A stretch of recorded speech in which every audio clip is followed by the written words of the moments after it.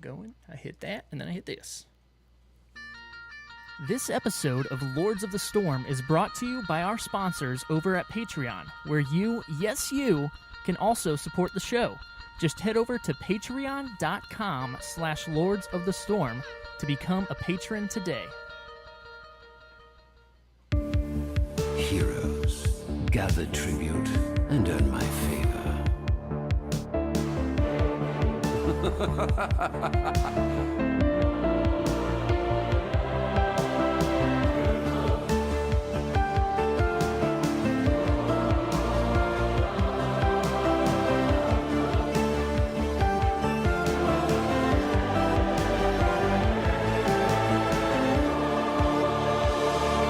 What do you say? Are you ready to begin?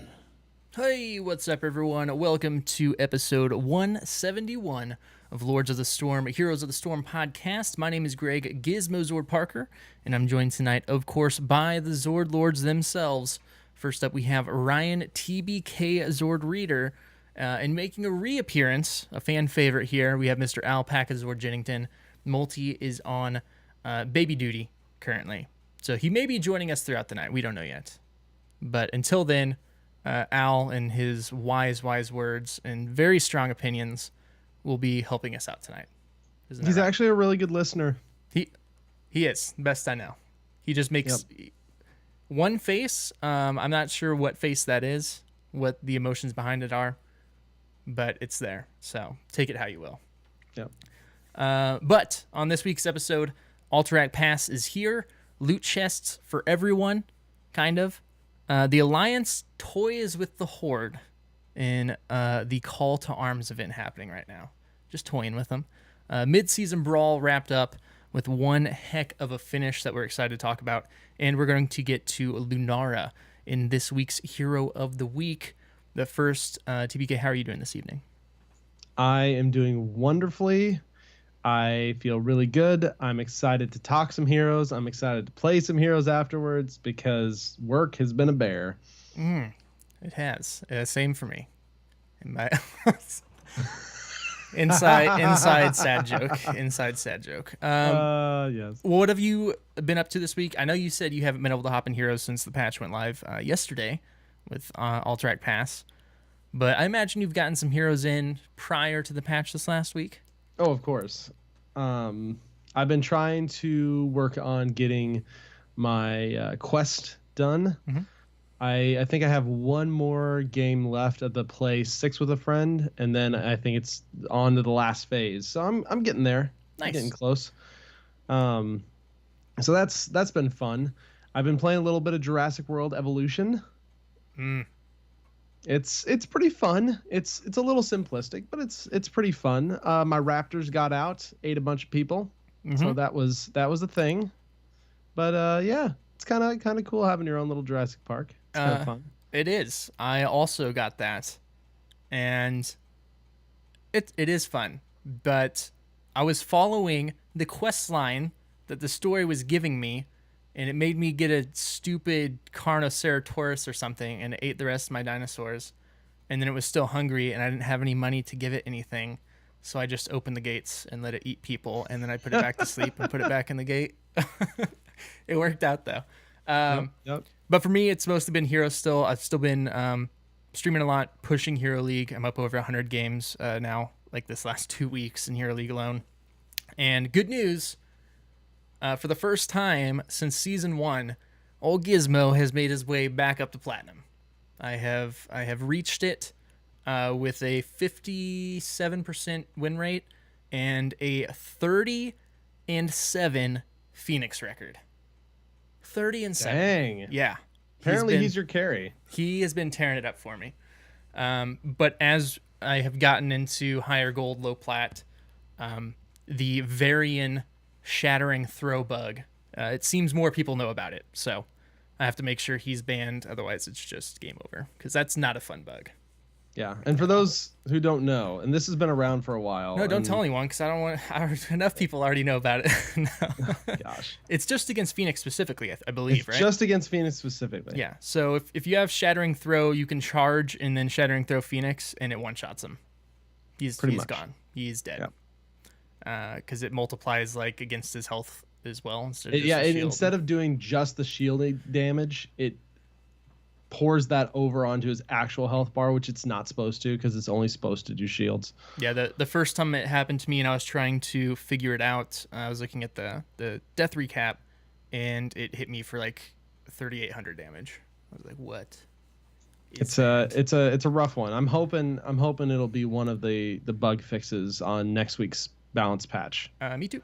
Me too. That would be a good one. But yeah, so that's been going well, and it's been fun. I've finally gotten over like the mental hurdle. I've just changed my mindset for Hero League, gone in to have fun instead of really worrying about climbing. Like I'm obviously trying to climb. I've hit my goal for this season, so now even less pressure, which is cool. Let's go ahead and get on into the good stuff, though. Real quick, we want to give a Patreon update. We do have a new patron, Joseph Yu, and you have you have earned your Zord title. So if you would, if you'd like to message us, let us know what you want your Zord title to be. We will announce on next week's show. That'll be cool. And then also another quick update: our Mecha Forge Ragnaros is up with the extra concept art. I believe that stuff is downloadable. Yes. Yeah. If you guys want to download that, if you for want the patron, this is patrons only. Yeah. We released like the general stuff to everybody, but there is a patron post for just patrons only that has some extra concept art and high res of all the stuff if you want to download it. Mm-hmm. For a cool wallpaper or whatever you want. Let's go ahead and hop on into the news.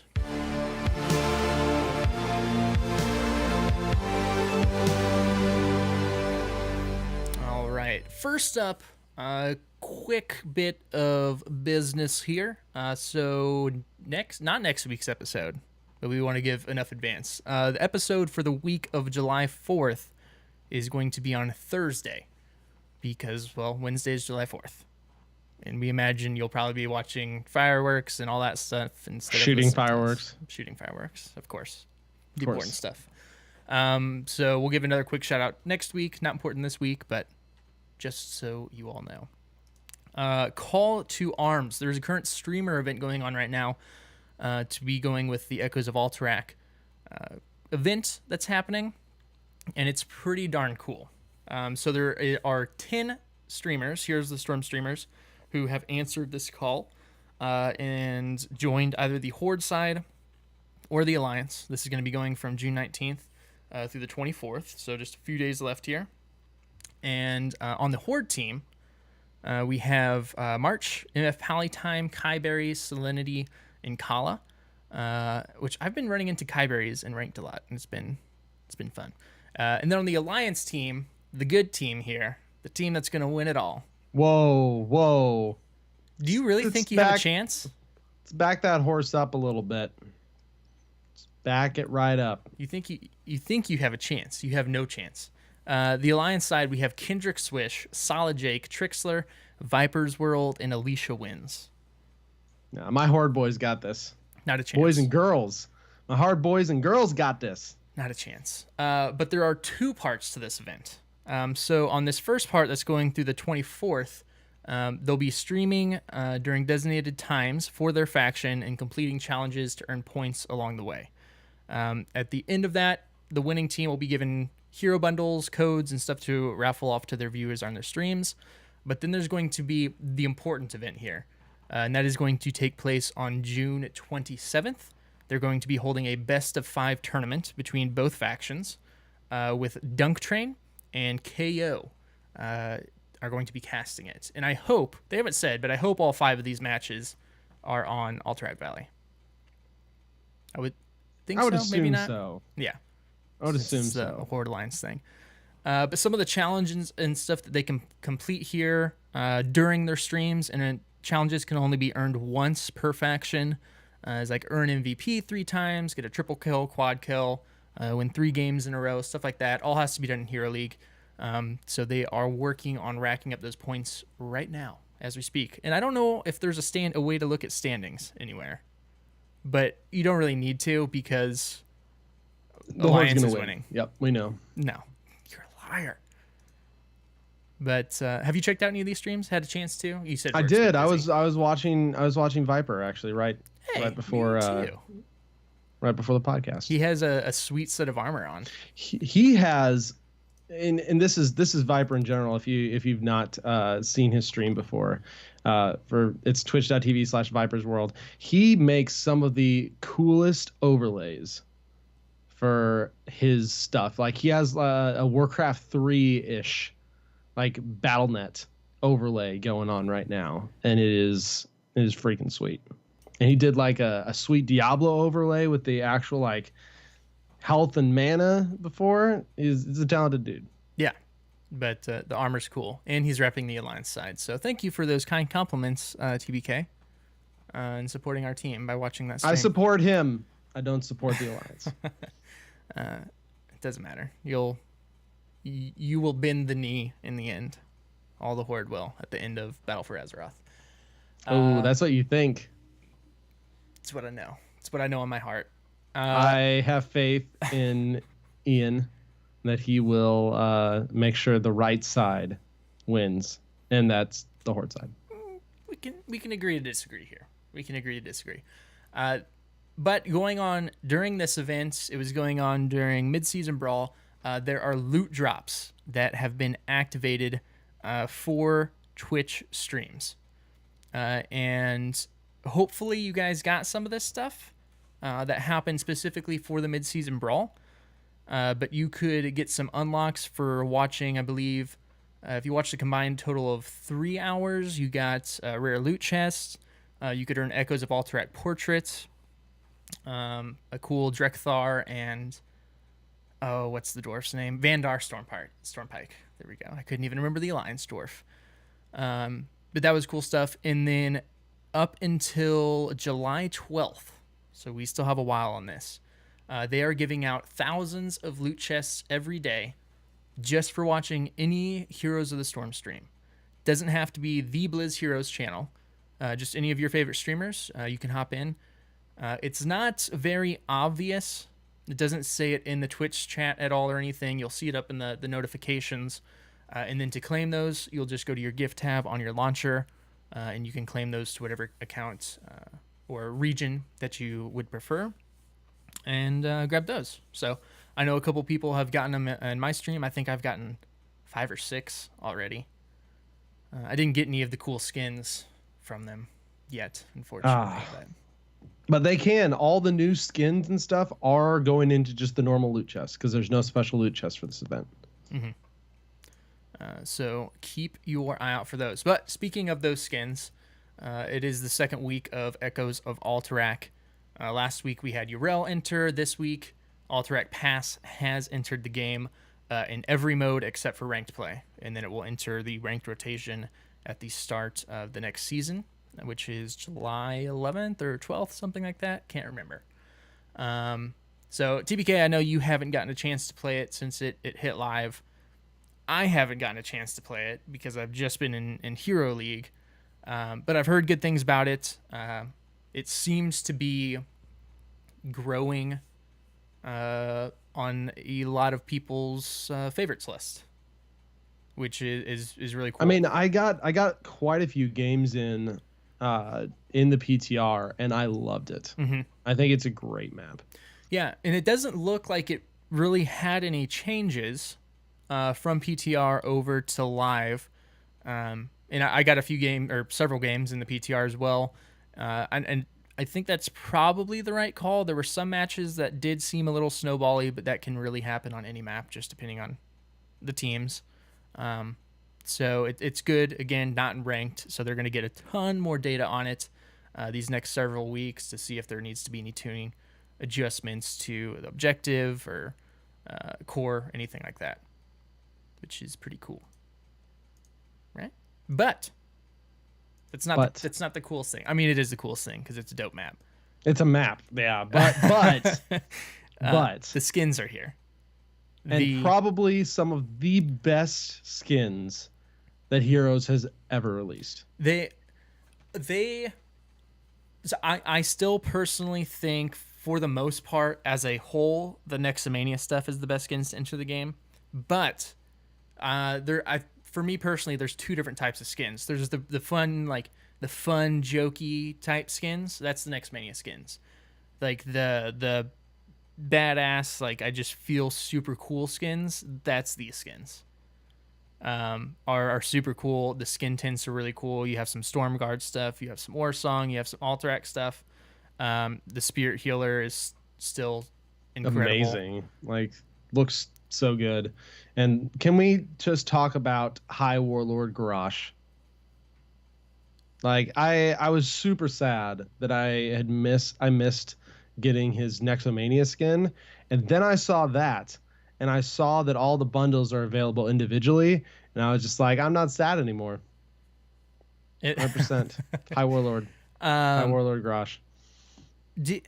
Yeah, and it's only epic skin, I believe. And, so. and most of the new skins are rare and epic, which is amazing, because the Nexomania was rough for a lot of people, just because you only had two huge bundles. There are event specific chests, and most of the skins were legendary. Yeah, some of them were epic, but a lot of them were legendary. And so having this come out on the heels of it, where A, they're in the regular loot chests, B, we've got individual bundles for everything, and C, most of them are rare epic, that is amazing. Yeah, from a value standpoint.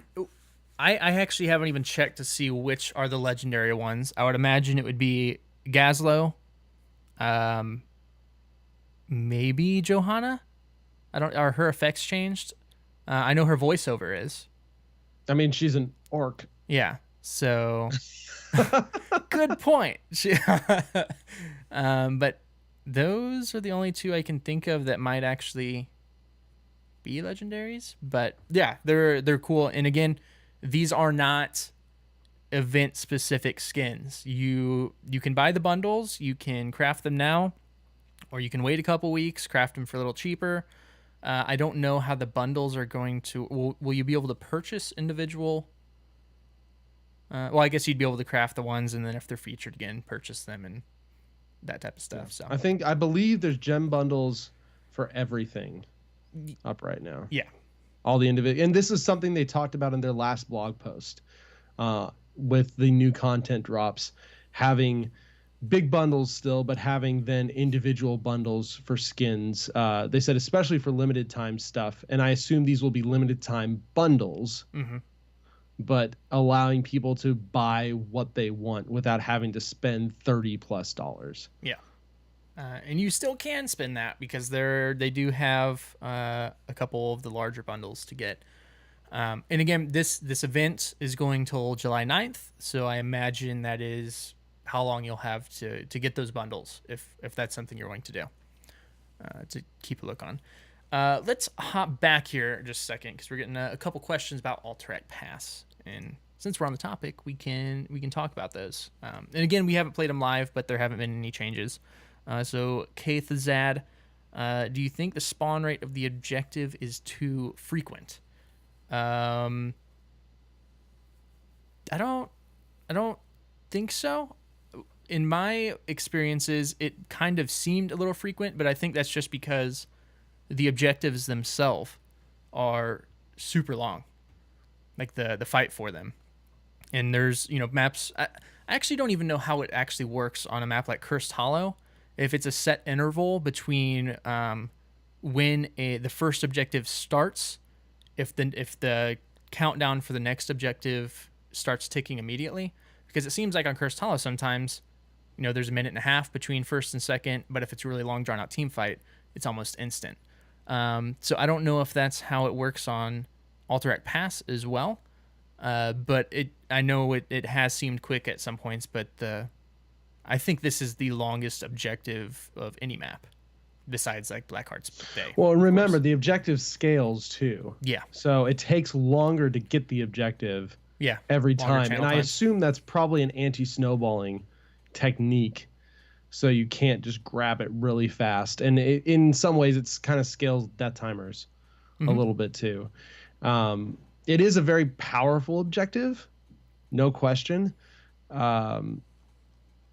And we'll I think we've got a listener question a little later that goes into the little meta discussion as well. Mm-hmm. Yeah, and we can get into that actually right now, just because we're on topic. And it's from Shardstorm. It says, "Do you have any cliff notes on a meta for Alterac Valley? Maps seem to mess when I've played it. Mercs in mid don't do much because ice makes it dangerous to push through. Bosses are hard to take and don't push too much. It seems event is super strong." Um, I think I personally kind of agree on most points. I do think the event, the objective is super strong because it increases your damage and that aura if you're staying within that. So I think that's super cool in itself because that allows for, and I don't think the meta necessarily has been sussed out for this map yet on whether it's, push one lane, everybody really strong, whether it's split pushing. Obviously, that's going to depend on different comps, whatever you decide to run. Who knows what the comps are going to be for this map yet? I know Ragnaros has seemed to be really strong with his lava wave and then being able to poke objective from Molten Core. Sustain fights have been really cool. I've seen back in the PTR a lot of people who had sustain to hold the objective, but then do split pushing because the objective can last for so long that they can get some work done in the side lanes. And I think that's kind of where the mercs on this map come in, at least the smaller mercs, is kind of a side objective to do during the main objective to get lane pressure, to take pressure off the objective, something they have to respond to so that you can get a foothold on the objective if you're pushed back. And then the Giants, I haven't had too much experience with. They've seemed strong the couple times we've gotten them because I know we tried lining that up with the objective, and that can be strong. That can be super strong. Have you had any different experiences or sussed out any type of meta as far as comps or when to take camps, things like that? I feel like the name of the game, this map, is push with. Push with your mercs, push with the bosses, push with the objective. Because like you kind of said, from what I've seen, the objective, the mercs, and the bosses don't seem to be near as effective if they are not supported at all. Mm-hmm. Whereas in some maps, that is true in some cases, but some mercs and some objectives and whatnot you can just do without necessarily having to push through on them. I think that split pushing is going to be insanely strong on this map, especially considering that. I still think this is weird, and I still think should get changed. I think you should be able to attack the general without any keeps taken down. Because right now the whole little 60 armor thing is worthless because you can't even attack him at 60 armor. It's and I don't know that there'd ever be a ton of situations where you would really do that, but just I think from a flavor and a feel standpoint, I think you should be able to. I think because we kind of had this discussion during one of the PTR games, and I think my initial thoughts from it were to possibly make it to where forts also had an impact, to where each was maybe worth 10, structure was worth 10 instead of the 20.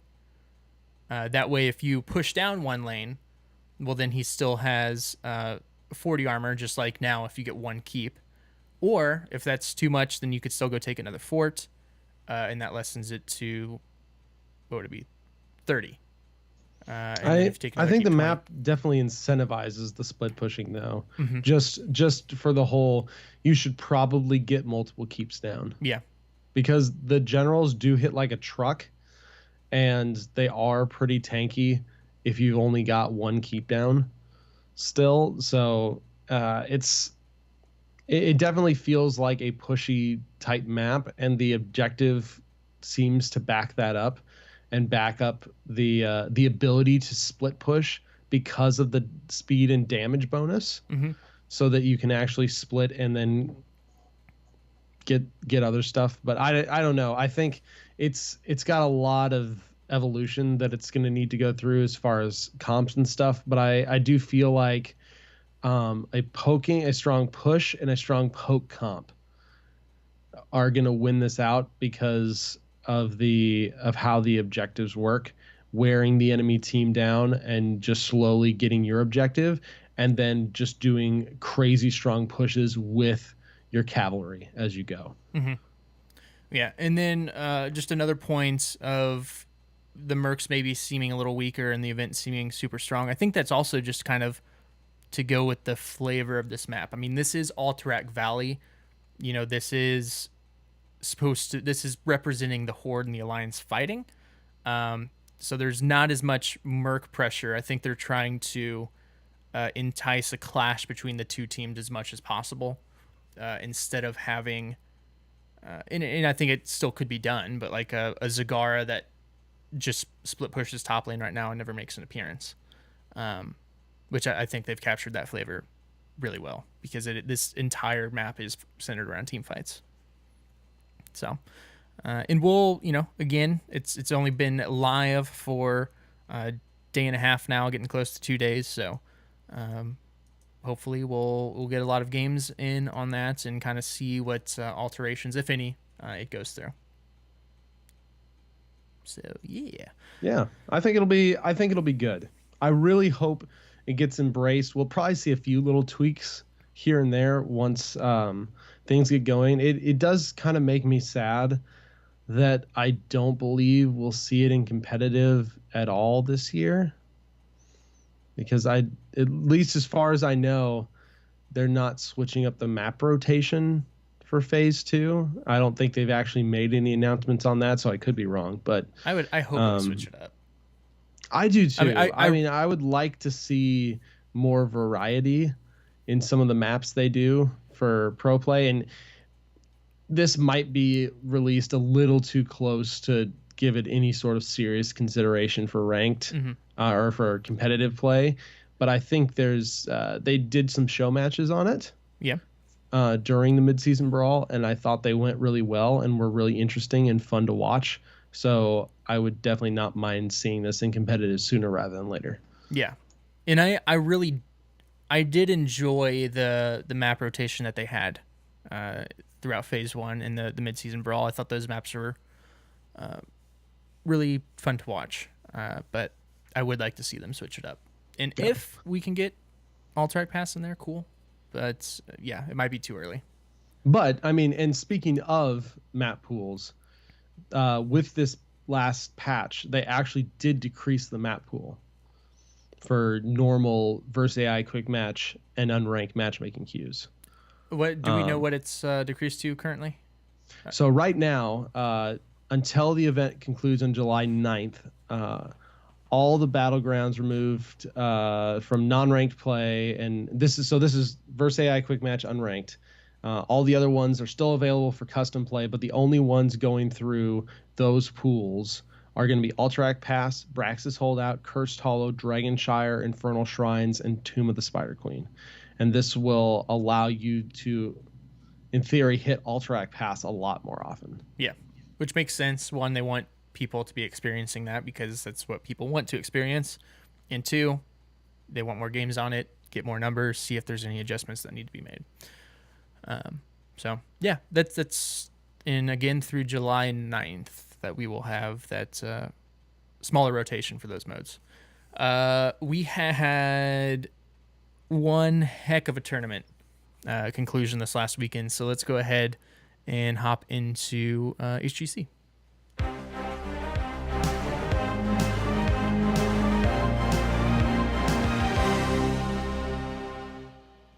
All right. Holy crap. This was an insane mid-season brawl. And I feel like, at least so far, the mid-season brawl for me has been the best Heroes tournament of the year, and that's including BlizzCon, because especially last BlizzCon was kind of a mediocre for me as far as Heroes tournaments go. Just because of the format they used, and I hope they switch it up this next BlizzCon. But I love this format so much. You get the round robin at the beginning, and most of the teams get to play each other, so you get to gauge strengths and weaknesses. All the other teams get the chance to actually play most of the other teams from major and minor regions, which for especially the minor regions are a really, really big deal because this is going to be some of the most like competition they're going to get, which is a pretty big deal. And so we talked a little bit about this on Wednesday. This last weekend, Saturday, Sunday, Monday, they moved into the final bracket with the top 4 teams from Group A and Group B playing each other, some starting in the upper bracket and some starting in the lower bracket. And these were just, every single series was solid. Like there was not a whole lot of complete 3-0s. There's a few, but there was not a lot. And so man, I think first off, Dignitas, if you don't want spoilers, stop right now, because there were some amazing games, and even if you are okay with getting spoiled, I highly recommend you go back and watch the VODs of especially the last few sets in the semifinals and the finals, because it was just absolutely mind-blowing. But Dignitas impressed the freaking crap out of me. Yeah. They were a game. They were a game away from winning the entire thing. They were a second and a half away from winning the entire tournament. Second and a half. I'm sure we'll get to the Towers of Doom game here in a second, but that, I don't even know. I've gone back and watched the VODs, and I haven't figured out or decided what actually finished off the core in this last game. Slipstrike. Okay, so was it his? But was it the? Because it was the extra damage. Yeah, the second pass after the pause. Yep. Nuts. Yep. Like, gutsiest call I've ever seen in the HGC. That literally, and I'd actually have to go back to see what the structures were like for Genji.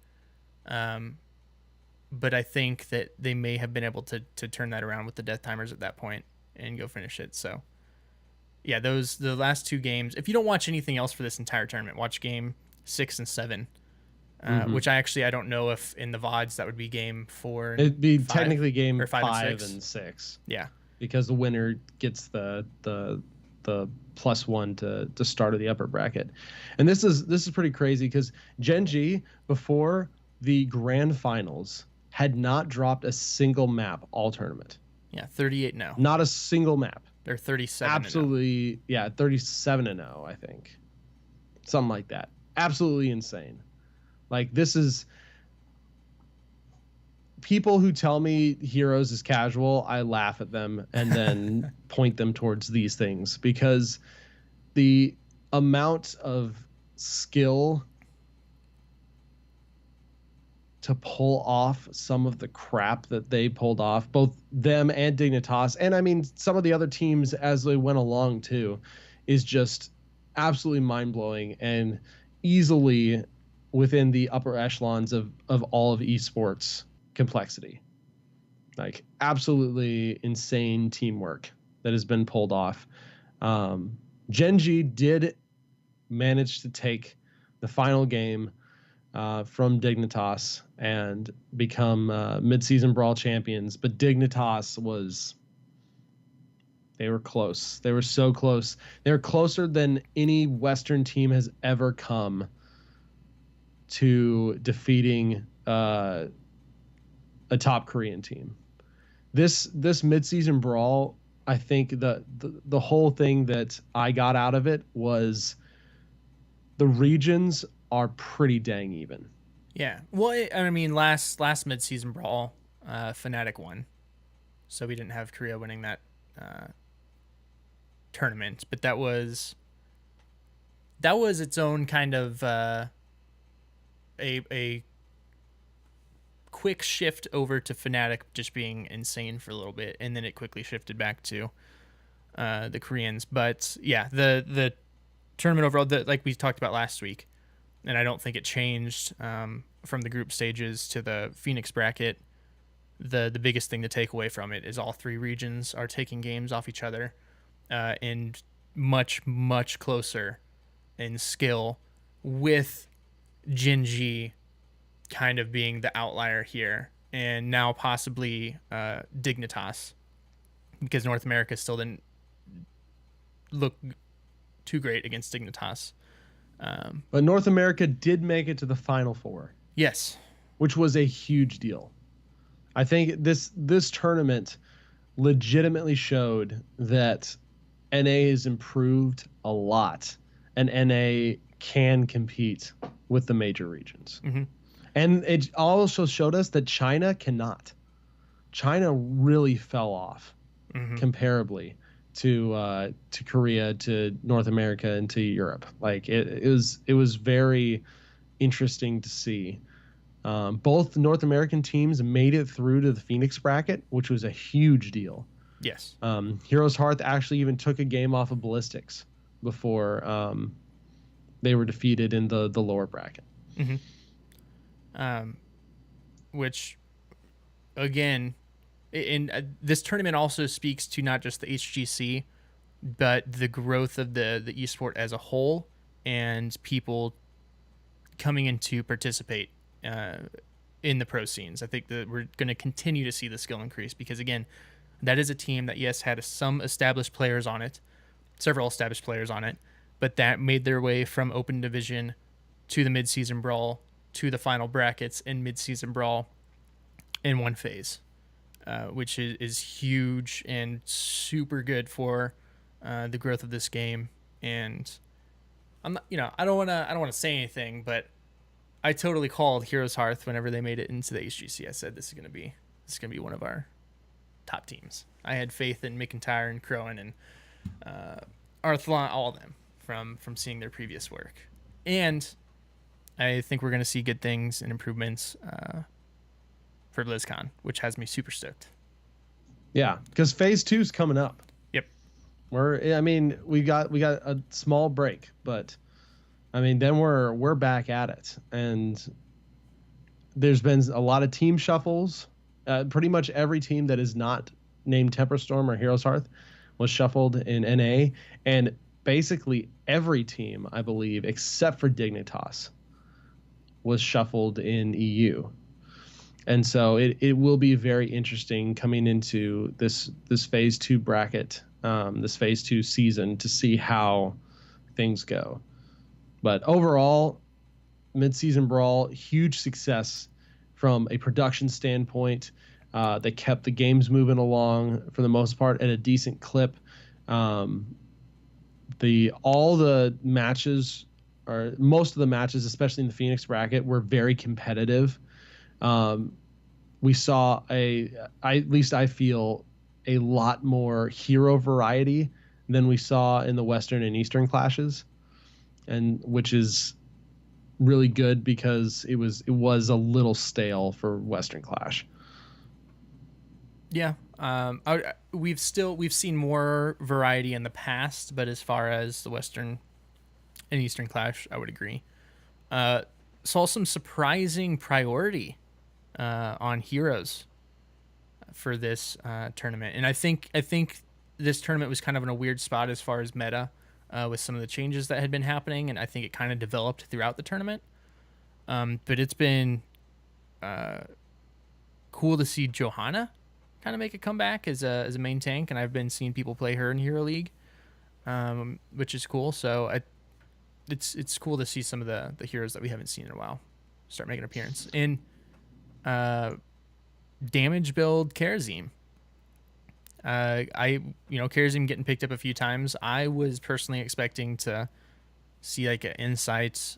The last talent, level 1 talent, I was expecting to see picked was the damage, but there it is. So they're just really good games to watch, to learn from, if you're still trying to figure out the current meta. And again, some of the best shot calling and decision making Insane. I've ever seen. Like the game 5 Towers of Doom being able to poke Genji for what seemed like an eternity on the last tower to lose it, to get 20, and then do the impossible of what happened in the next 2 to 3 minutes there of capturing all points at once. It's next level stuff that Yeah, very much it's so. One hard to of comprehend. one of the craziest Heroes tournaments and games I've ever watched I by far. Like they really, really impressive. Yeah, I would say that Towers of Doom game is the craziest game I have ever watched in the HGC, and I believe Towers of Doom probably is in like has 3 of the top 5 games. And I'm not a huge fan personally of playing Towers of Doom, but holy crap, that I think it's one of the best maps. I personally love Towers of Doom, but it is for sure one of the best maps to watch. yeah, the storylines that are created throughout those matches are Yeah, crazy. yeah. Like it is. I think that is the like poster child for 6.5 out of 10 no comeback mechanics. Like that is the map where you can be up 40-1 and you can make a comeback. Mm-hmm. Like it's a big deal. Yep. And speaking of big deals, this was pretty big for HGC. We actually made it into the top 10 esports channels by total hours watched for June 11th through June 17th. Heroes made it number 5 out of all the games on Twitch at 1.3 million hours watched, Which is for that time period, mm-hmm. which is awesome. I think we briefly hit 60K for the finals, but that's huge improvement for Heroes of the Storm. And no, it's not League of Legends numbers. No, it's not Ninja Fortnite numbers, which are insane. But for Heroes as a whole, and it continuing to grow as an esport and make its own path, it's a really big improvement. Yeah, for sure. And not only was that a pretty big deal, the HGC cheer actually came back with a vengeance, and the community cheered over 11 million bits, unlocking basically every community goal that there was. So the Deadly Chaos Lizard, all you need to do is cheer 100 bits. That's it. To get the community rewards. And then at 7.5 million, the HGC Midseason Brawl mount was unlocked as well. Of course, that's not in yet because they didn't know who was going to win, but we will have some sort of a Gen G HGC Midseason Brawl mount that's coming. And if you cheer at least 100 bits.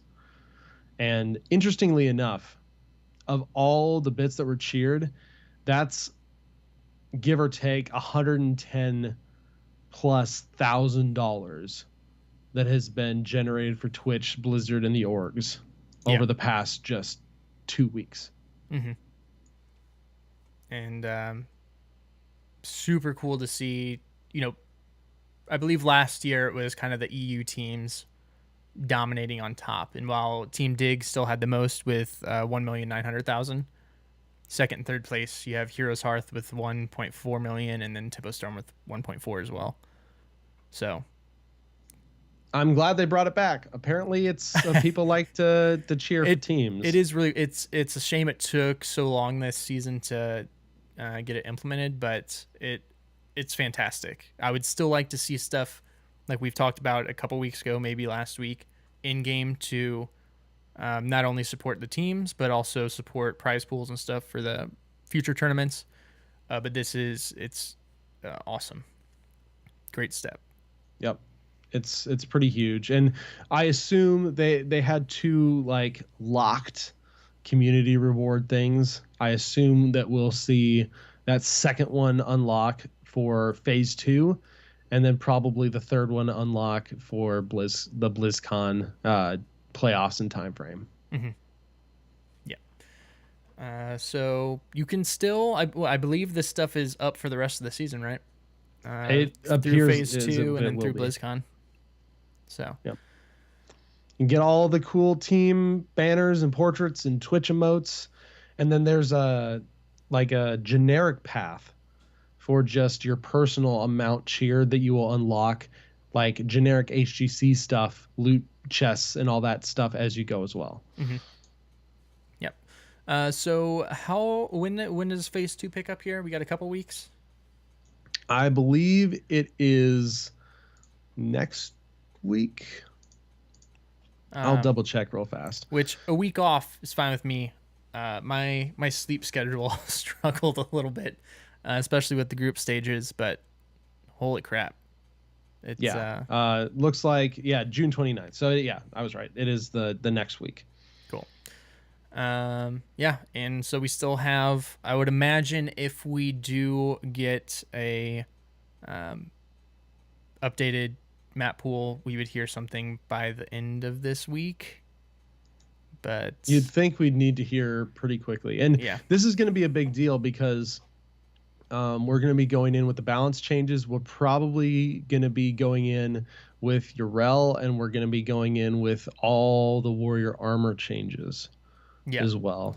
And they had talked about how they were going to be having a meeting with the players to discuss some of the changes and stuff that would be happening. So we don't know if that happened yet, but if I imagine that would be where the map pool discussion would happen, probably to get some input from the players on what they'd like to see or see taken out. So time will tell. I think they usually do some sort of a player summit or player opinion pool to draft the competitive map pool. Yeah.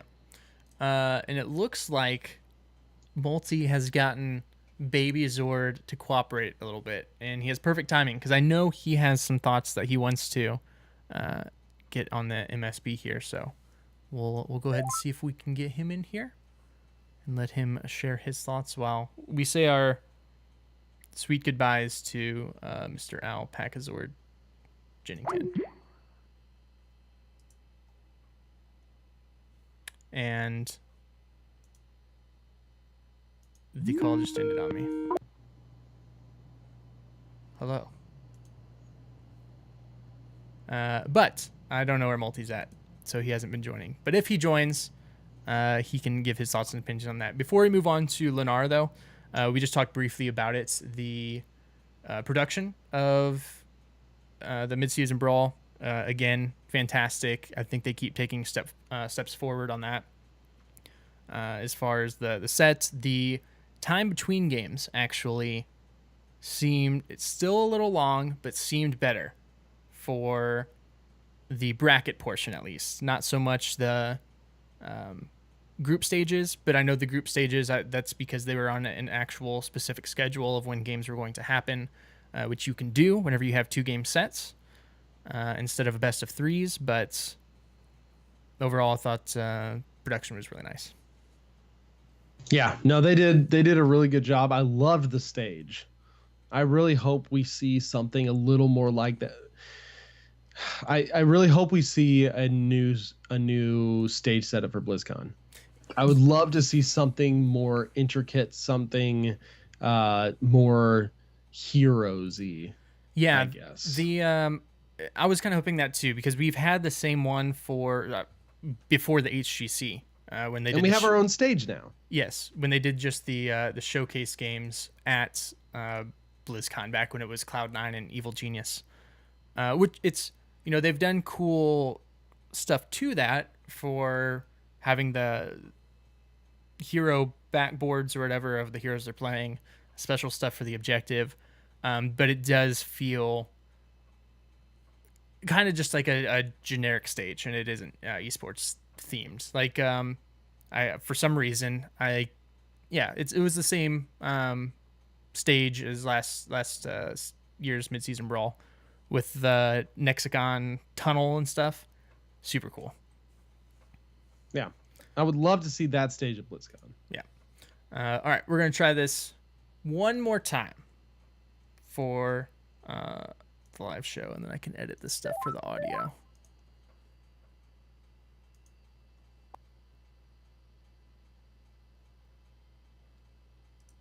There he is, and he's on the wrong mic.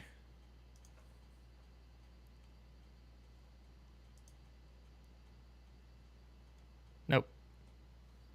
Let's try again. No.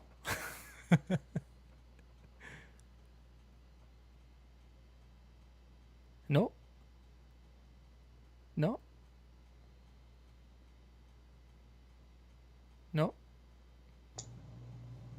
Is your Skype muted? How about now? Yes. Was your Skype muted? No. Oh. But the microphone was. Okay. All right. Well, do it. let me give you a clean intro here for the audio version. And then I imagine you'll want to give your takes here on the midseason brawl. Oh, just briefly. So, welcome, Multi. I hope the baby has seemed to have been. I almost said slayed the beast, but you didn't slay the baby. But you. Yeah, that would be bad. There's laws against that kind of thing. It's true. And it's very immoral. Yes. Very that is. immoral. I Um, don't think there's many people that would smile on that. yeah. So no, but figuratively, yes, he has been put down. The whole deal was that my wife's not feeling too well tonight, so someone had to watch the kid that probably would infect him, and that was me. So thank you for letting me jump in late. Yeah, no problem. So we're just talking mid-season brawl here. Our thoughts and opinions on the group stage as a whole. Talking about how we think it was a great step for all three regions. How it's some of the most insane games we've ever seen. Production is good. What are your thoughts on what you were able to catch? I was just really proud of NA. I mean, just across the board. Heroes Hearth, Tempo Storm doing so well. Tempo Storm, that set against Ballistics in the bottom bracket was insane. Like, I mean, I know that the finals are where the hype's at, obviously, because that was, like you guys were saying, one of the just best sets of games I've ever seen. But I mean, honestly, like that Tempo Storm Ballistics set felt like a finals in a sense. When you saw Tempo Storm going nuts at the end, it was genuinely earned because if you guys, I don't know if you mentioned this set specifically yet or not, but the reverse sweep was real. Mm-hmm. And so I mean, then yes, they lost to Dig after that, but I don't know. I feel like the region really did prove themselves in many ways, and I don't think we can use that NA lull meme anymore. World. Unfortunately, I don't think people are ever going to let that meme die. But you Probably know what? not. We can. Even if we win, like BlizzCon somehow, it's still gonna be NA lull. So we yeah, can whatever. know in our hearts though that it's not true. It's true. Indeed. It's true. So otherwise, the only other thing I really wanted to talk about was, I know you guys were talking a little bit about the hero diversity that we saw, and there was a fair amount, but the one exception to that I saw, really honestly, throughout the group stages into the Phoenix bracket and everything, was Garrosh. There is so much Garrosh going on, and I mean, Tist on Genji was busting him out almost every game. It looked like near the end there. In fact, they had one comp at one point where it was both the Garrosh and Junkrat just to have like the ultimate displacement. And I guess the only question I have about the meta right now is that are we having a bit too much displacement? Is Garrosh maybe a bit too strong? What do you guys think? Funny topic there. You remember when Garrosh used to have a pullback? Yeah. And then when that got nerfed to its current state, people thought Garrosh was dead. Not so. Not No. dead. It crazy how I mean I guess it's just people's the skill of the player base and stuff getting up and figuring out new things. I can't even imagine what he would be like now if he still had that pullback. Oh yeah, way too much. But that's my point. Is he might be too much now? I don't know. It's tough to say because what they're doing is they're throwing people into like Malf's Roots or Stukov's Silence, and it's just wrecking people as like an initiator in the middle of group fights. It's all over the place. Yeah, I don't know. Do you think he's too strong right now, TBK? I don't think so. I mean, if you actually look at his stats, he only had a 45% win rate. He had an incredibly high pick Participation rate, I'm sure. Yeah, he had an 89% participation rate. Yeah. Like this is or I mean it's pretty huge, but he only had a 45% win rate, which tells me that even though people are picking him a lot, there are plenty of teams that were able to counter him just fine. And so just looking at that, I mean, ETC had a higher win rate than Garrosh did. If you want to talk about someone who's an issue, freaking Blaze. Yeah, Blaze is kind of an issue too. You're right. Blaze was a 71% popularity, 36 picks, 36 wins, 19 losses, 17 bans, 65% win rate. There's just so much you can do with the bunker. I saw that you could hop in the bunker to get out of more or less Leoric's entomb, insane. The bunker is the real culprit there, and I don't know what I mean. I guess just what do you do with it? Increase the cooldown on it still? Nerf the I armor? would say increase the cooldown. It's just up too often. Would it's you also rather a little bit of everything with him, I think. Would you rather them what's the better solution here? Increase the cooldown on it and keep it how it is, or just keep it how it is but remove the armor? Or keep the cooldown but remove the armor? Because what's the bigger deal here? How often it's up, or the fact that you can just hop in that and hop out to have I don't remember how much armor it is for 2 or 3 seconds. Yeah, I don't know. I feel like even if they increased the cooldown a lot, it would still be the pick, at least in the HGC. I mean, I do the other one. Is it called Combustion? I forget the name.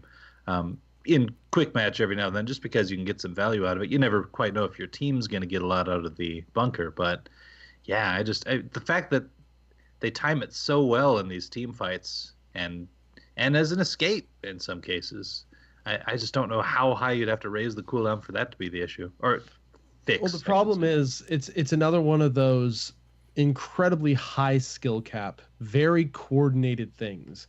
You're not going to see that kind of play in your Hero League games. It's just not going to happen.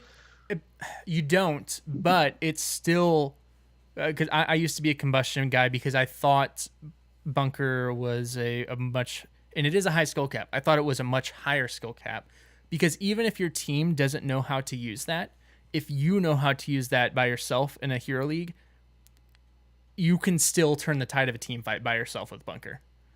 Depending on where you place it and how early in fights, in you getting that armor and hopping in and out to be able to control the situation, it's still stupid strong. So yeah, you're still extending your own health bar essentially. So yeah, that checks out. Also, while we're talking about tanks, even though Garrosh was a centerpiece, and when you actually go back, he didn't even have a positive win rate. Someone who did, Johanna, and this is a tank.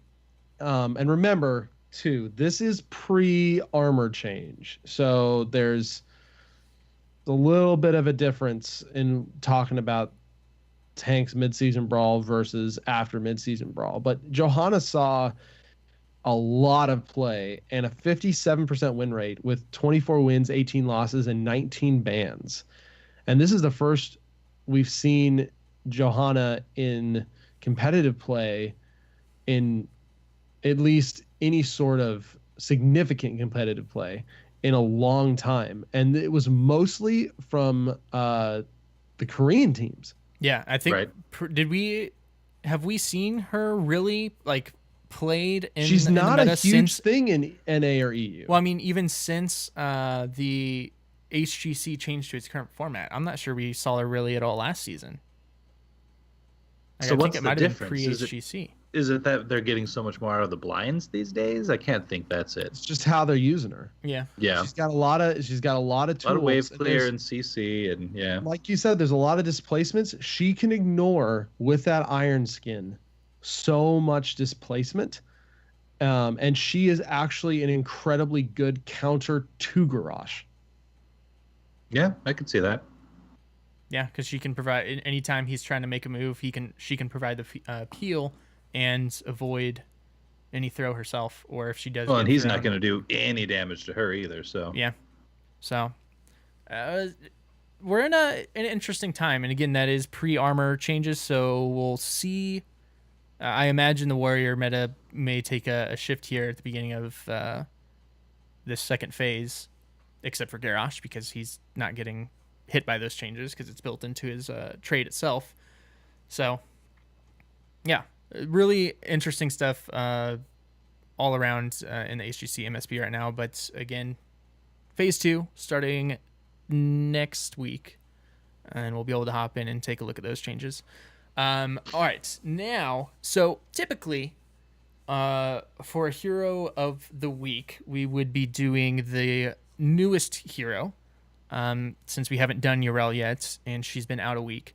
But we've been talking, and we want to hold off on her because we do believe she may be seeing some more changes here.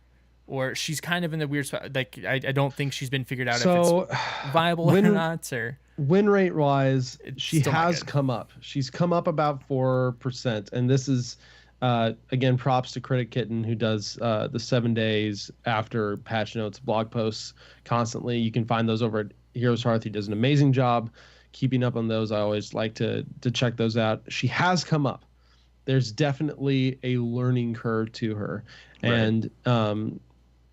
And just because we're not talking about her this week, one of my community content shout out this week is actually a little bit about her. So we'll go into that in a little bit, but it is very much a play style thing. But even with that, it's looking like she will probably need some additional help, probably in the form of damage, of some sort, maybe some talent tweaks. And so I think right now we're expecting at least some moderate-ish changes to her next balance patch to try to bring that up a little more, because 42, even though 4% up from release, 38, and still 42. Yeah, right. it's Still not good. it's still much lower than the Heroes team usually likes to see. Well, that spread. and I kind of feel like if we covered her this week, we would probably lay out a build and, if essentially just give the same thoughts that we've had the last 2 weeks on her, Yeah. So that's where, like, if she changes a little bit, especially if the build changes at all, then yeah, I mean, that would be quite relevant at that time. So yeah, we can hold off on her for now. Besides, Lunara had a rework. We haven't really talked about it too much in depth yet, I don't think. Yeah, we did Diablo since he got his rework. We said we wanted to do Lunara, and it seemed like a good week to do that. So let's go ahead and hop into that. Hero of the Week.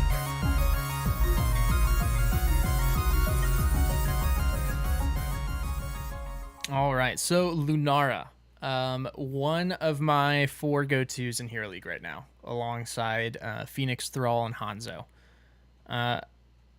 Love her. I feel like she's super strong. TBK, I know you've been playing a ton of her. Multi, have you been playing? I have. Lunara, No, natively? she's been one of my main ranged auto attackers, if you could call her that. Really, since she came out. But I mean, yeah, she's super strong now. She's way fun to get in there with. Cool, because we can have a discussion on this. Because I already told TBK, I was like, TBK, I don't agree with some of your talent choices. I'm putting mine in there. We're gonna have a discussion on this. I'm sure we will. So we're gonna hop into it here. You can't see audio, people, but I'm shaking my head. So her core kit again didn't really change except for the fact of Wisp no longer has a mana cost. I believe it still says it has a mana cost on Heroes Hearth. It doesn't have a mana cost, right? The Wisp? I feel like I should know that because I play her so much, but I'm pretty sure it doesn't have a mana cost. Regardless, it's the only thing that has gotten significant changes. Yeah. So that with level 4 talents being moved around, not having that just Wisp talent tier now, which always felt really bad. But we'll go ahead and hop on in here. So level 1, you and I agree on TBK. And Do we want to? We all talk agree. about the Wisp real fast, just what it's changed to, because I wanted to really point this out because I still see people misuse it and try to use it the way you used to, because it's a 30-second cooldown. It lasts 45 seconds. You scout an area. It got some of its old level 4 talents built into it, so it's faster just by default now, which thank goodness that Oh yeah. like OG Wisp was like tortoise. Unless you talented for it, which Unless you talented again for it. was on the talent tier that just felt bad. Exactly. You can redirect it once it's out, and it gives vision around itself. But when it's in a bush for more than 2 seconds, its vision raise is increased by 75%. And this is the big thing I've seen a lot of people miss as they're throwing stuff around. You do not get that vision increase unless it's in a bush. Yeah. So I really wanted to point that out and make that kind of a sticking point because I've seen a lot of people throwing wisps around, but you're not getting the most out of the wisp unless it's actually sitting in a bush. Depending on what you're scouting for. Yeah. I mean, sometimes just the base vision can be enough to just see if they're working on a camp or something. I mean, there's times. If you're going to Well, leave it anywhere, I mean. Yeah, Most likely you want to throw it in a bush. Most likely. But I would say, I mean, there are. I'm never going to say 100% Yeah, because there's always going to be situations where you want to do something else. Yeah, some maps, if you're solo laning, there's certain choke points and stuff that are give better vision than bushes just because of terrain around the bushes. Because it doesn't actually. It 75% increased radius, but it doesn't go over terrain still. It still acts as like a hero's vision. Right. So. Unless you take the level 1 Unless. talent. But hippity hop all the way, right? All the time. Oh, I yeah. do love hippity hop. Yeah. So hippity hop is after not basic attacking or taking damage for 5 seconds, increase the move speed bonus to Dryad Swiftness by 10%, which is just, it's fantastic all around. Better for rotating because you're lanes. already Go ahead. exactly you're already moving faster just as your base trait essentially. It's what she does. I mean, she can't mount up, but she's got 4 legs already anyway, so she just moves faster. But this, just ramps that up by 10%. And it doesn't sound like a lot as a numerical thing, but when you see it in practice, I mean, this is the difference between, honestly, like you popping out of a bush after not taking damage for 5 seconds, and it can affect like your entire hit cycle on the enemy that you're coming up against. I mean, you can stick to people that much better and maybe stick your nose out a little bit more to get those extra auto attacks off as they flee and all this kind of stuff. So it's I think it's a big deal. I mean, the Hero's Hearth site also lists Natural's Perspective, the Nature's Toxin revealing enemies for its duration. Could certainly be useful, but and the pick rate on there is much higher. But I'm just such a hippity hop guy as well. Yeah. I mean, if you're going against some stealth, which in upper levels of play, you still see Zeratul.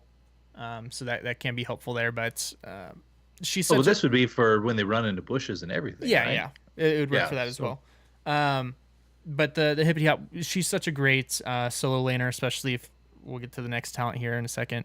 That it really helps just on her rotations overall and adjusting to gameplay.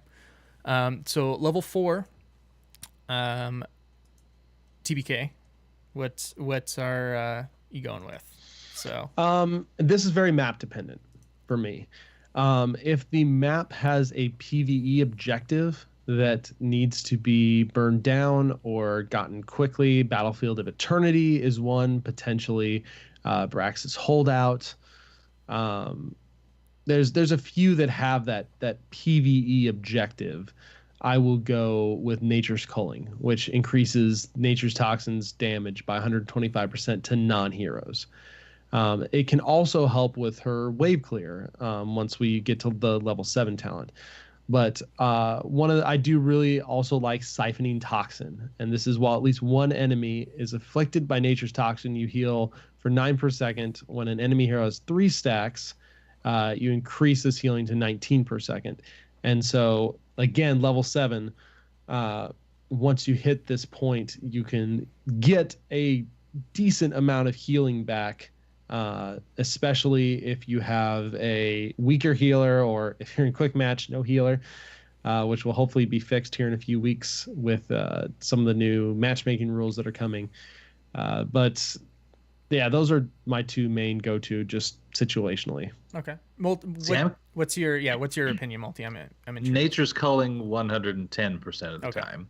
And only because even on maps that don't have such a strict PvE objective or like a wave you're trying to push back against, like in Braxis or something, you're still doing some kind of PvE damage on every map. And this just, without it, you lose so much siege potential. And she doesn't come off like a siege hero, but honestly, with Nature's Culling, and then we'll get into a little bit in the next talent here, you can do some pretty insane siege damage actually just by clearing minion waves. So I mean, if that's all you're getting out of Nature's Culling, totally worth it. But the fact that it works on like structures and everything, it's just very good. And it is exceptionally good, like you said, in those maps that have the PvE elements. Like it's a really good racer on Infernal Shrines, for instance. Yeah. I'm also personally Nature's Calling 100% of the time, just because it does make her wave clear insane. It makes it to where, depending on what lane, if you are solo laning, if you're solo laning a lane, siege camps, super easy, no issue. With this, it can be no issue without it, because you can avoid the damage, but it makes them go down much, much quicker. And again, it's all about the wave clear. And you're right. There's several times where when I play Lunara, even in Hero League, that I end up top siege damage, specifically because of this trait. If you're playing quick match or something and I didn't have a healer, maybe at some point then I might go Siphoning Toxin. But I mean, she has incredible poke. So you should be try not to get does hit technically anyway. have the higher win rate in Diamond and Master leagues in Hero League. Yes. I'm not Just, Diamond or Master. I'll be just- Diamond just someday. saying. I'm moving my way up. But yeah, it's for me personally, it's Nature's Calling all the way. But It's a very good talent. Mhm. And especially, we just need to say our level 7, because well, like, see, I'm going to dispute with you on this. I know see, you're saying you especially. are wrong. I'm going to say you are 100% wrong. Okay. 100% wrong. Hmm. Splintered Spear at level 7 all the way, because Well, see, go ahead. this is Noxious Blossom. When you use it, your next basic attack hits up to 4 enemies, and these extra attacks also apply Nature's Toxin. So not only do you now have this insane wave clearing ability from splitting, or in team fights potentially hitting multiple people with your Nature's Toxin,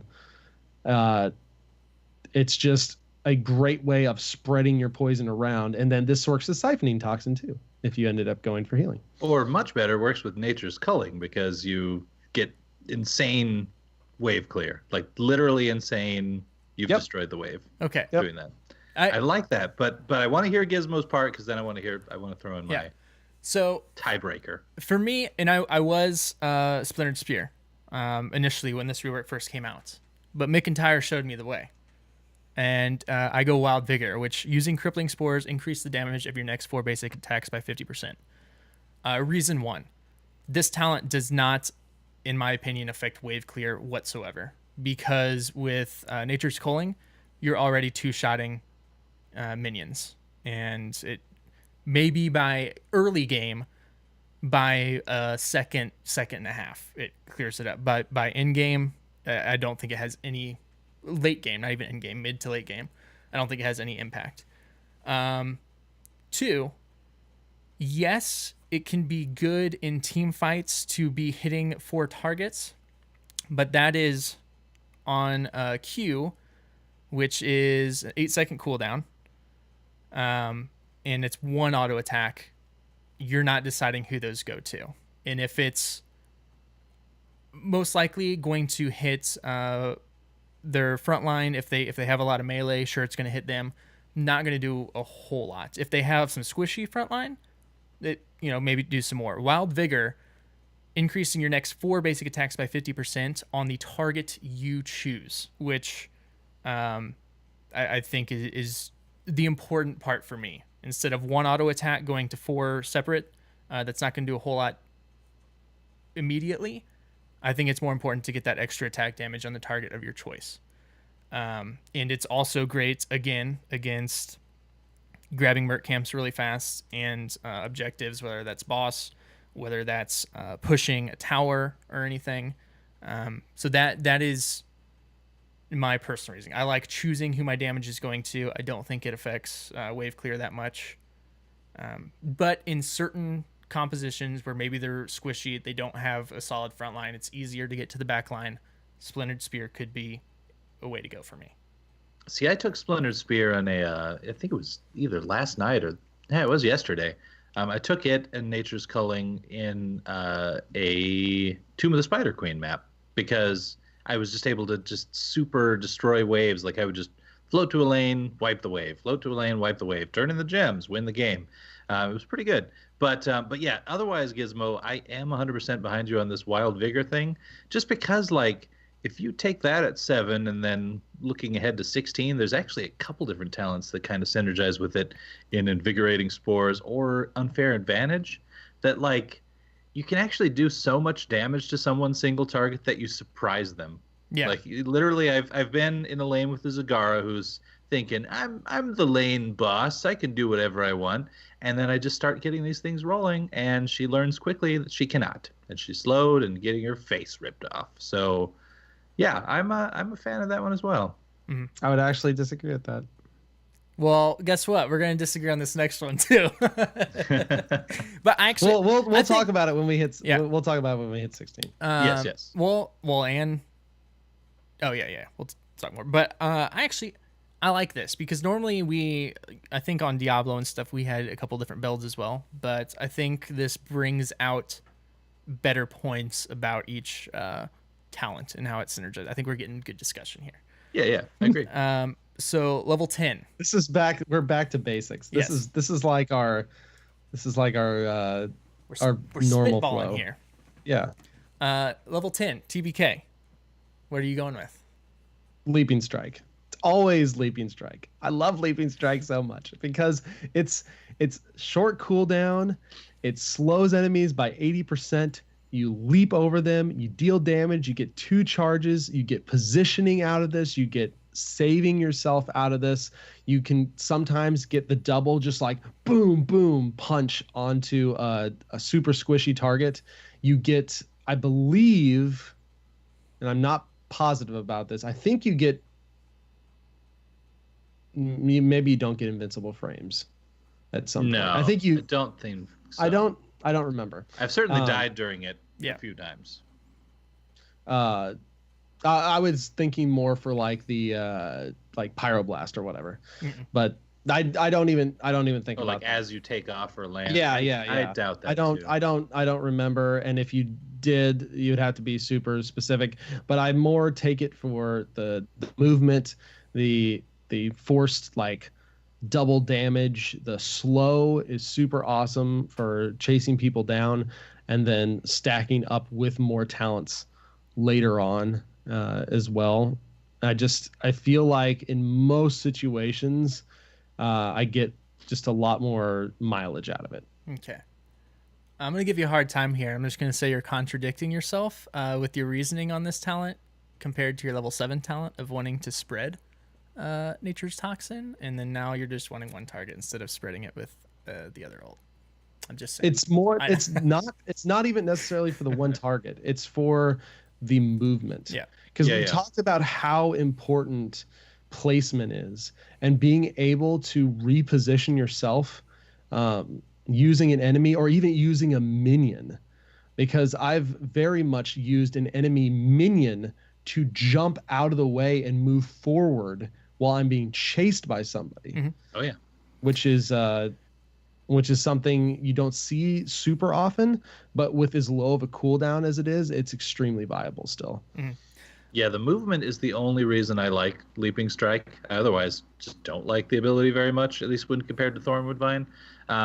Just because, like you're saying, some of the escapes you can pull off, some of the gap closing you can do. Honestly, Leaping Strike also kind of enables you to just beat the heck out of certain lane matchups. Like especially squishies that don't have a lot of escapes themselves. Like if you're up against Jaina, good night. She's gonna start her ring. You'll just jump over her head. I just did that the other night. It feels unfair. It does. It is actually. So yeah, I'm with you on that. But really, it's the movement that sells me on Leaping Strike. Thornwood Vine though, like I honestly like picking it every chance I get. I don't get to every game for sure. But I kind of by 10 you can kind of feel out like how the match has been going, and if you're in the lead, and it's 10 to their 8 maybe, and you just haven't been hit much the whole game because I mean you honestly can hang back so far on Lunara that you just don't get hit very much. And if you're just having one of those games, you can shift your mindset to Thornwood Vine and now say, okay, well, essentially, I mean, to me, I don't even think of Thornwood Vine as an ultimate per se, or heroic, I should say. It's just another ability. I mean, it's on a 15-second cooldown, and it stores up to 3 charges at that. So I mean, it's just something that you add to your hit cycle, and it's really super easy to land. Really easy way to just get more poison stacking up on more targets. You can honestly, like, if you could pull it off, and if you feel safe enough not taking Leaping Strike, you can just watch the enemy team just crumble before you. It's great poke. It really is great poke because it's got some good range on it. And it's easy to do as you're like charging or retreating. You can just throw them over your shoulder. Maybe turn the fight around. So I go Thornwood Vine 9 times out of 10.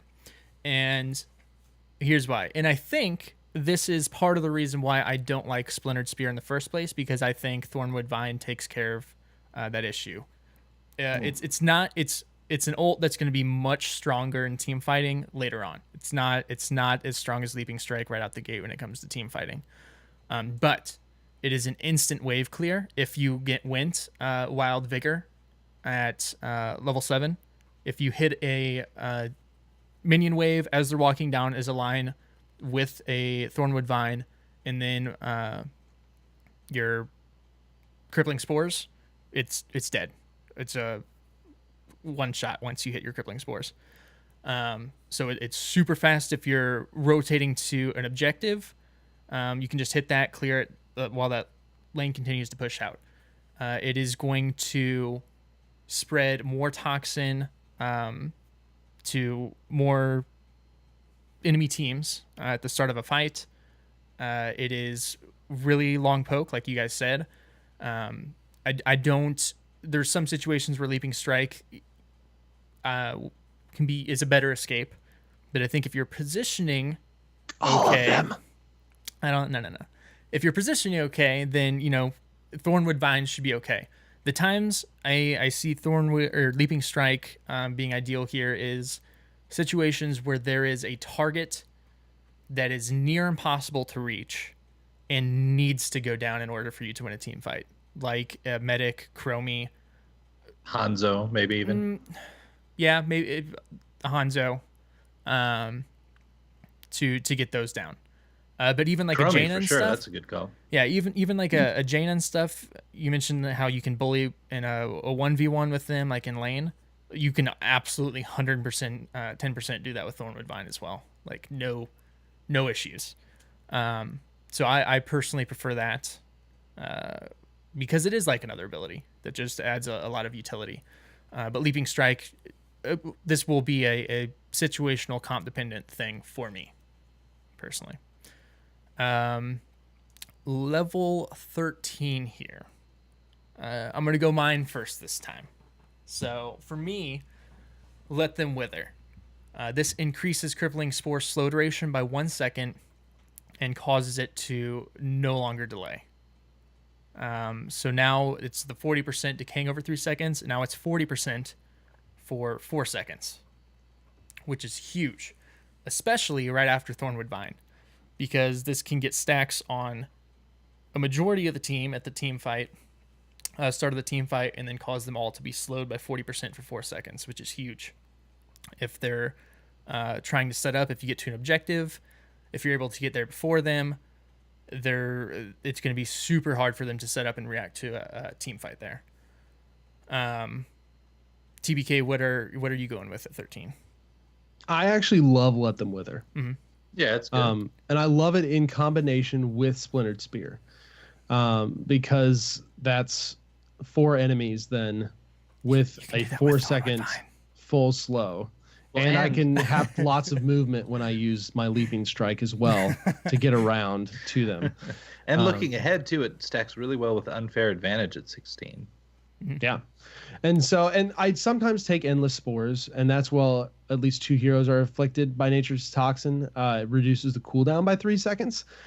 This can be really good too. Again, especially with Splintered Spear, is you're able to throw that poison around to several different people, and you can get your W down, pop that extra poison and that slow more often, and sometimes much more or much further away than people will realize that they can still be poisoned. But I really do like Let Them Wither, because as Multi said, it just fills in so well to the level 16. Yeah. I'm gonna throw you guys a curveball here. It's a weird one on this tier, but I've always been at least a fan of Abolish Magic, because it's like she has this cleanse, target an ally to remove all damage over time, disabling effects from them and Lunara, and for 2 seconds after, the duration of disabling effects is reduced by 50%.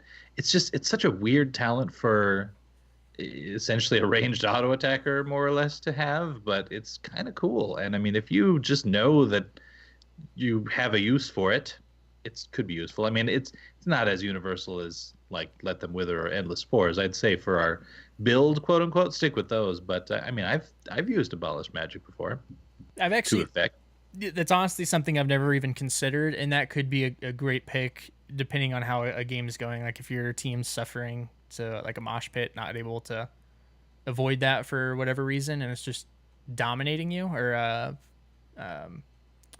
just when you know Deckard there's always Cain. going to be a disable. Yeah, right. It's just very weird on a non-support. Yeah. It is. It is. As is Greater Spell Shield. It's I do another go weird that one. one time and one time only when I'm up against Chromie, because Lunara has so little health that a Chromie combo can absolutely wreck you, and Greater Spell Shield can almost negate it completely. Yeah, But that is usually the only time I will consider Greater Spell Shield, just because of the amount of burst that can happen. It is a lot of spell armor, though. A lot. 75 is more than usual for spell shields. Yeah. Hence, Greater Spell Shield. it is. So yeah. Greater Spell Shield. Math. Level 16 here, we all agree. Multi, what is that? That's going to be Unfair Advantage, although I will throw in a caveat there to that. But this is one we've hinted at. Nature's Toxin deals 60% more damage to heroes that are slowed, rooted, or stunned. So, and I mean, a lot of your damage is through Nature's Toxin. Really, if you went with either TBK or Gizmo's builds here, you're getting some of that. I mean, she just always does it anyway. So, not a bad call. And I mean, like, obviously, you have your own slow that you can pull off, a couple of them, technically. But, I mean, you've always got the just hitting your W, crippling spores to get some of this going.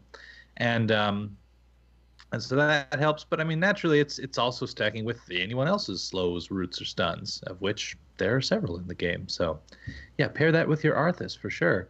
But I do still want to throw out a quick shout-out to Invigorating Spores as well. This is where when you cast Crippling Spores, it grants 30% attack speed for 6 seconds.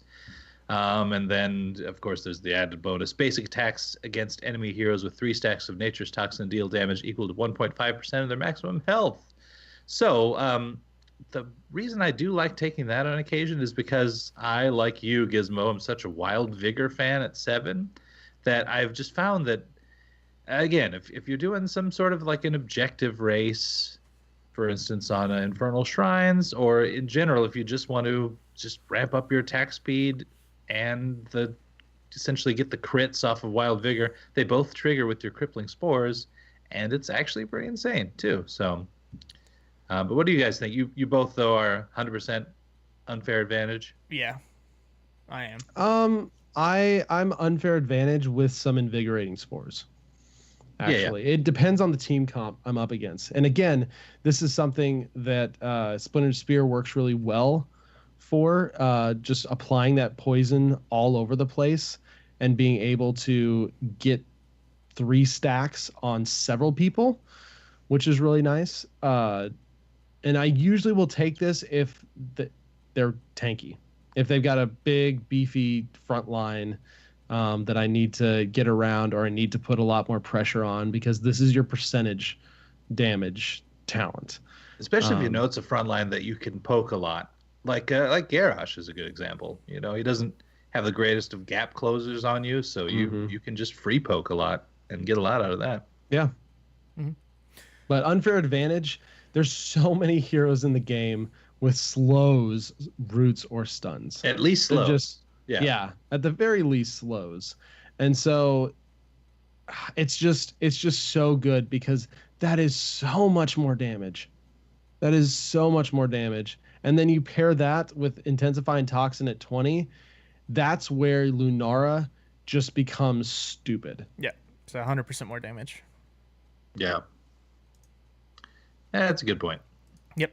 So, but yeah, so I'm unfair advantage, and then at level 20, we all agree on intensify toxin, which is at 3 stacks. Nature's toxin deals 40% more damage, which adds up with 16 to 100% more damage on nature's toxin.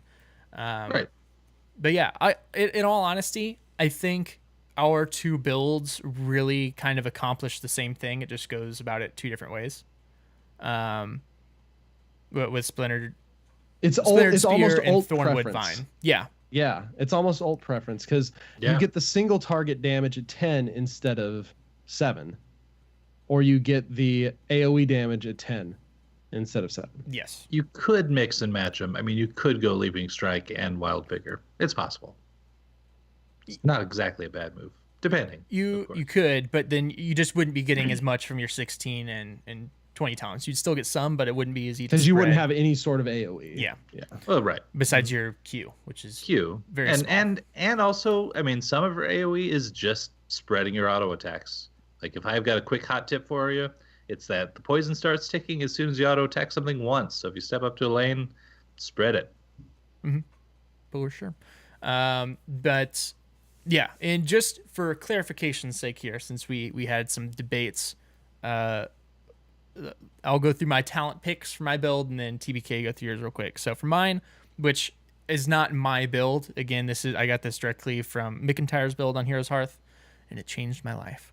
At 1, Hippity Hop, level 4, Nature's Culling, level 7, Wild Vigor, level 10, Thornwood Vine, unless you're going up against, again, one of those targets that's hard to reach and has to die, otherwise they're just demolishing your team. Level 13, Let Them Wither, 16, Unfair Advantage, and 20, Intensifying Toxin in TBK. Yeah. And for me, it's majority of the time Hippity Hop, Nature's Culling, Splintered Spear, Leaping Strike, Let Them Wither, Unfair Advantage, and Intensifying Toxin. All right. Sounds good. But yeah, Lunara super strong right now, especially late game. Like, doesn't matter if it's a tank. It doesn't matter who's in front of you. Like, they will. No, yeah. Her Slowly, 16 and her 20 power spikes are massive. they will wither. And she's great up until then too. I mean, it's not like you're trading off early game for that. Yeah. She really is. She's. You got to be careful with your positioning on her, because she is so squishy. But she's fantastic. And if you haven't given her a shot since her rework, I highly suggest doing so. And let us know what you guys think about her. If there's any other builds or anything that you all have tried, and shoot us an email or hit us in Discord. Don't hit us, but hit us up. Like, slide into the DMs. I don't want to. Slide into that Discord. Yeah. Yeah. Any last thoughts from either of you for our old dear lady here? Stutter stepping Yes. with her is big, not because you're just getting damage, but because you're spreading your poison. And the more poison you're spreading, the more your W, the more value you're going to get out of your W.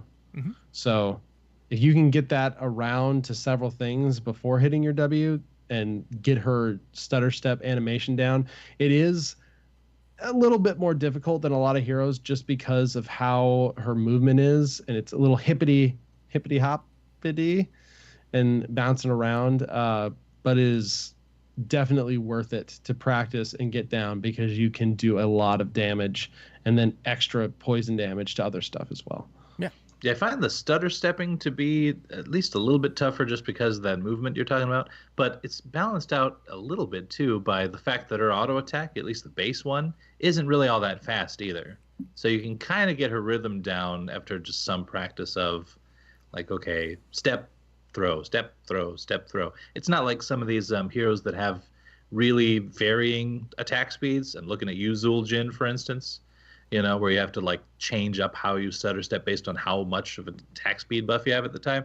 Yeah, I mean, yes, there is that talent we talked about, the invigorating spores that would give you that. But honestly, sometimes when I take that talent, I just kind of give up on the stutter stepping for those moments anyway, because you're just kind of laying into whatever target you're hitting, which is often a boss or creep or something anyway, depending on when you pop it. So, but yeah, so otherwise, the only other tip I would say is that I've been in love with her since the changes, and I liked her before. It's weird that she was one that had changes like this, like a rework, because I personally never thought she was in so bad of shape that she was unplayable. I don't think it was the rework was because she was in such bad shape. I think it was really to make her more fun to play and give her better talent choices. They did have to give bring her an to 4. actual level 4 Yeah. tier. Yeah. That's a good point.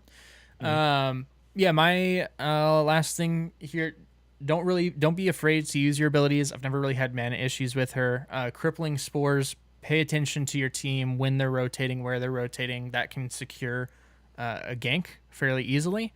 And then also, when you're laning against somebody, pay attention to who you're laning against, what healing abilities they have, what healing talents they have, and if they have gone those. Because there's nothing else funner in this game than getting a kill 10 to 15 seconds from the last time you've actually seen somebody.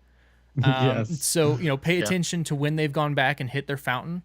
That lets you know if you've got that kill or not. If you need to try and chase a little bit further to get those last hits, to potentially taking a few tower shots. If you know you've got the kill, you can stay back. You don't have to go in and take that tower shot. You can rotate faster. It really does help if you can kind of keep track of that in the back of your mind. And again, it's the funnest thing in this game. And it really impresses people in Hero League for some reason. All over the place, yeah. So, have fun with her. She's awesome. She's really good. Let's go ahead and move on into community content this week. TBK, now you mentioned some URL stuff, so... Yeah, and I'm not going to go into it a ton because we will talk about this a lot when we go deep dive into her kit next week. But I just wanted to throw this link out as something for people to read and just kind of ponder, because it really changed my mindset a lot with how I played her. And this is by Mad Delicious One. It's entitled Urella's Working as Intended, aka the importance of her level 1 talent pick. And the TLDR for this is basically fully charging abilities every time is not how she's intended to be played. That's what her trait is for. Blizzard gave her a good chunk of auto attack to be a frontline annoyance with basic utility of her abilities that shouldn't be ignored. Even without charge, E has a slow. Even without charge, W has a knockback. And even without charge, Q has a small heal and poke. It's working as intended. Her mechanics are fine. Early and mid game, she can be highly annoying with her displacements. Late game, she's a force to be reckoned with. Auto attacks and even higher trait uptime. It goes on to say the numbers may need to be tuned a bit, but mechanics wise, she's totally all right. And there was actually a big old Twitter thread with me and Chaos OS and Critic Kitten with Matt Villers on Twitter as I linked this, and he kind of backed up a lot of what this person was saying, in that her play style. Matt Villers did. Yeah. And that her play style is not charge everything all the time. She's not meant to be a charge everything all the time. And so taking that play style in mind, she changes a lot from a mindset of how you play her when you go into that, kind of keeping that in mind. And then this post goes more into depth of her level 1 talents and how the play style changes depending on which of the 3 level 1 talents that you take. So we'll have this in the show notes. Highly recommend checking this out. Like I said, we'll go into this more in depth when we cover her completely next week. But it was very, very interesting, well thought out Reddit post. Yeah, honestly, some of my initial reaction to her, I think on our Discord, was that I had wished at one point that as a quality of life change that there would be a way to cancel your abilities once you start charging. But again, through discussion on Discord, I've kind of come around to more or less the same realization that, I mean, you can. You just don't charge it all the way, I mean, you may spend the mana on not doing the biggest knockback and stun that you could have, but if that tiny little knockback gets you out of a pickle, sure. Yeah, it's a really interesting post, because if you are given a hero that says these abilities are chargeable to 1.5 seconds, and then they do this if you do that, that tells you, at least in my head, and I imagine for majority of people out there, these abilities are meant to be used at full charge. Like, it's just kind of a drawback for her ability, but this is how it's supposed to be used. So to have that thought put in my mind, and no, that's not the way it's supposed to be used, is actually really interesting. And yeah, because the problem is if you do charge it at full all the time, then you end up just like the Urel in the I don't know if you saw the latest Carbot cartoon. Yeah. But that is how you end up in a team that has a lot of CC. Yeah, exactly. So it's very thought provoking. I like it. Good job, Mad Delicious One, and Matt Villers. Matt Villers knew before everyone. He's just like, yeah, they'll learn one day. It's like one day they'll see the light. Help design the hero. Yeah, or something. It's like the hero's been in production. It's for like they 9 get months paid or to something. do that, and they know exactly what they're doing. It's crazy. That is nuts. All right, so we have some questions here. We got a couple of them, but we got one more, so we'll go ahead and hop into that real quick. Multi, we got a question here from the Los Angeles Police Department. Not really. It's the LDAP. In his question. LDAP. Yeah. Indeed. Writes in, since a number of skins have the label War Song, do you think that Blizzard is working on a new map based on Warsong Gulch with Alterac-based skins? So I see what you're doing here. That's pretty funny because, I mean, it's the AV event and map, but there's a bunch of Warsong skins. So why not have a Warsong map with a bunch of Alterac skins? I don't know if they'll go that route necessarily, exactly. But I was actually thinking about this some since you sent in the question, and I was thinking to myself, as much as I would love to have a true, real Warsong Gulch map, is it something they could do as a brawl? Because I think it would fit more as a brawl than as a real map. I don't. If you wanted to keep the spirit of the map. Mm-hmm. Yeah, I don't think I know I had that discussion. It might have been on my stream. Somebody asked me, or I don't remember if it was on this show, but I do think it would definitely fit a brawl much more, just because while there are different mechanics that obviously the Heroes team is making work as far as a main objective like Towers of Doom and stuff, I don't see how a capture the flag would work, and how you would balance that with hero power levels throughout the game. You'd have to make it to where you can't do any abilities when you're carrying the flag, or at least any movement abilities or defensive ones, maybe. Kind of like it works in Warsong Gulch. For instance, I couldn't imagine a Tracer grabbing the flag and just doing 3 blinks and then hopping in a Medivh portal and calling it good, right? Yeah. But yeah, they'd honestly, like, part of why I wonder if they will ever do this is that they'd have to come up with some new tech to pull it off, probably. But I mean, I don't know. We've seen that in the past with some of the PvE brawls before, right? Well, so I feel like they'd have to make way too many exceptions. Yeah, because what do you for do it to work well? What do you do with merc camps? What do you do with structures? How do those add to the gameplay of capture the flag? What's the advantage for taking those down? You just fight in mid. Exactly, which is why a brawl. This makes sense for. Yeah, with you.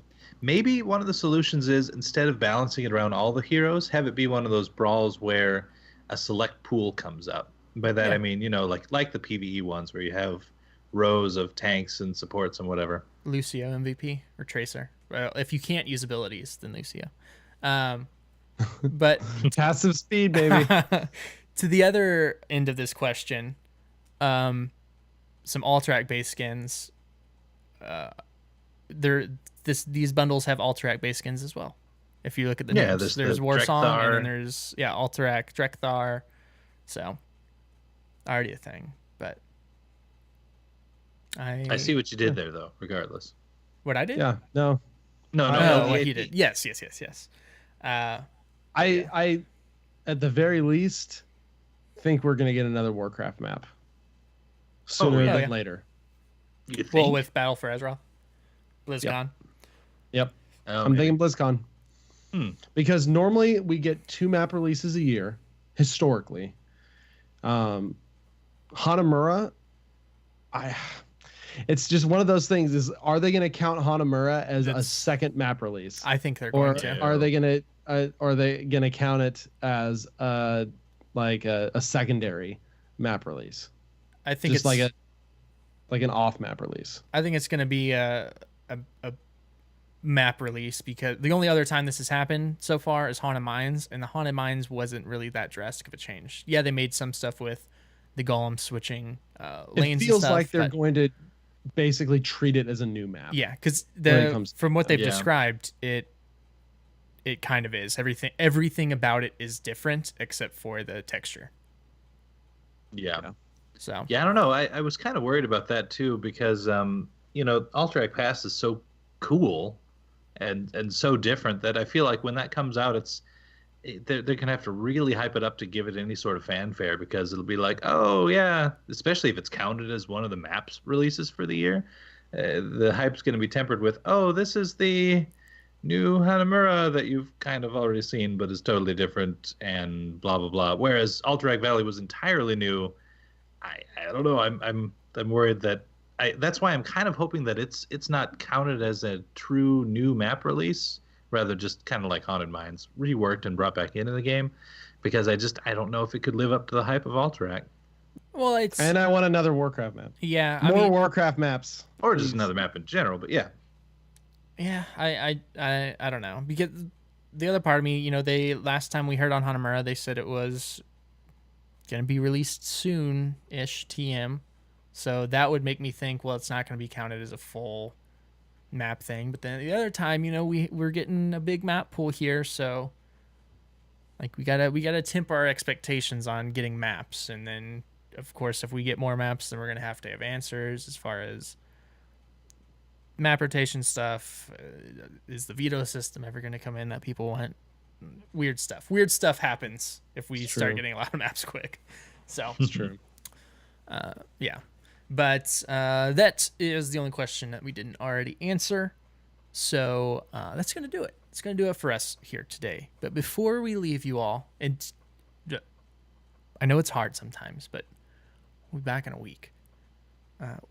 If you can't make it that week, you can reach us some places, and Multi's going to tell you exactly where. indeed you can. You can reach us on Twitch, Twitter, Facebook, and Patreon at Lords of the Storm in each of those spots.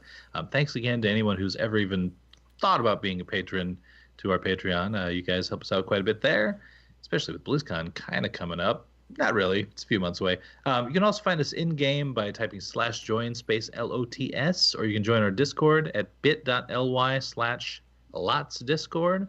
And you can email us with feedback or questions at lordsofthestorm@outlook.com, or give us a review of some kind, iTunes or whatever. Super helpful if you can. Yeah.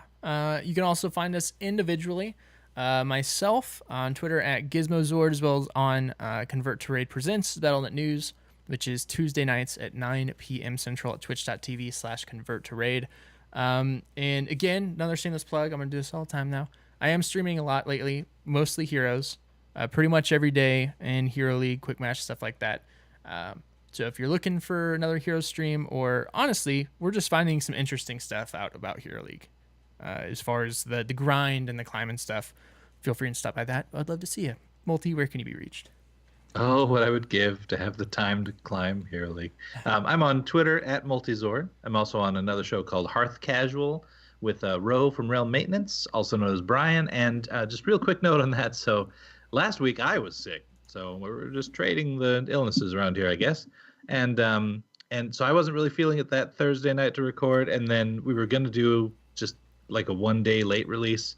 But then, Ro had to cover for someone at work that next day. So it just wasn't in the cards, pun But intended.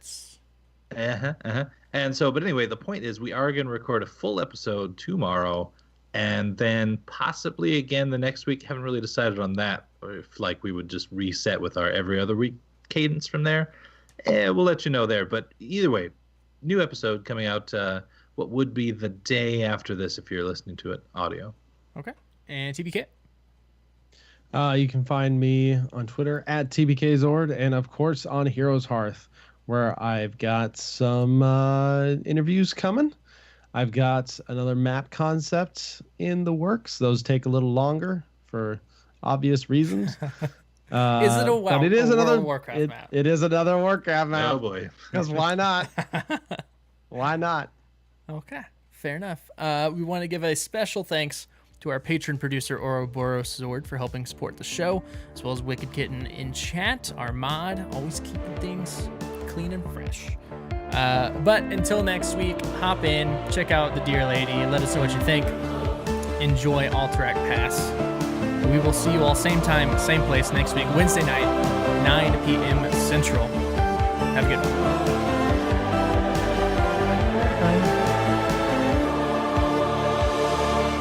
Enough. I shall do no more.